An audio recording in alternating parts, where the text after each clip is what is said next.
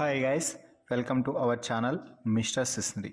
Big Boss Telugu season 8 నుంచి ఈ వారం డబుల్ ఎలిమినేషన్లో భాగంగా పృథ్వీరాజ్ ఎలిమినేట్ అయ్యి బయటకు వెళ్ళిపోయాడు. పృథ్వీరాజ్ అలాగే విష్ణుప్రియ ఇద్దరు చివరి వరకు నామినేషన్స్లో ఉండగా చివరన వీరిద్దరి మధ్య ఎలిమినేషన్ రౌండ్ అయితే జరిగింది. వీరిద్దరిలో విష్ణుప్రియ సేవ్ అవగా పృథ్వీరాజ్ ఎలిమినేట్ అయ్యి బయటకైతే వెళ్ళిపోయాడు.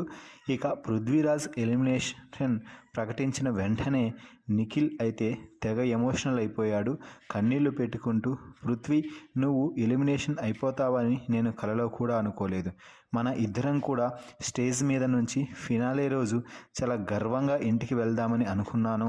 కానీ నువ్వు మరో మెట్టు అడుగు దూరంలోనే బయటకు వెళ్ళిపోతున్నావు అంటూ కన్నీళ్లు పెట్టుకోవడంతో పృథ్వీ కూడా ఎమోషనల్ అయ్యాడు.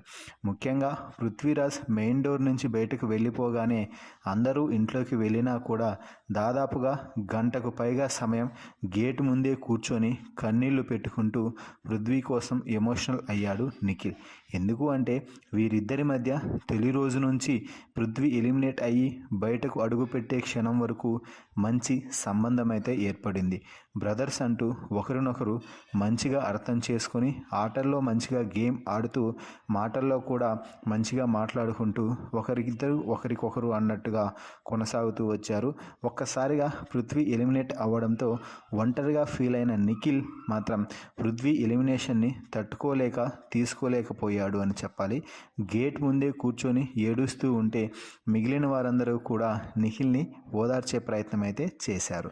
ఏదేమైనా కూడా నిఖిల్ పృథ్వీ ఎలిమినేషన్ని జీర్ణించుకొని అతి త్వరగా మళ్ళీ రికవరీ అయ్యి ఈ 2 వారాల పాటు మళ్ళీ గేమ్లో కంబ్యాక్ ఇవ్వాలని కోరుకుందాం. మరి పృథ్వీ ఎలిమినేషన్పై నిఖిల్ రియాక్షన్పై మీ అభిప్రాయాన్ని కామెంట్స్ రూపంలో తెలపండి. మరిన్ని బిగ్ బాస్ లైవ్ అప్డేట్స్ కోసం మన ఛానల్ని చూస్తూ ఉండండి. Please subscribe our YouTube channel mister సిస్ంద్రి.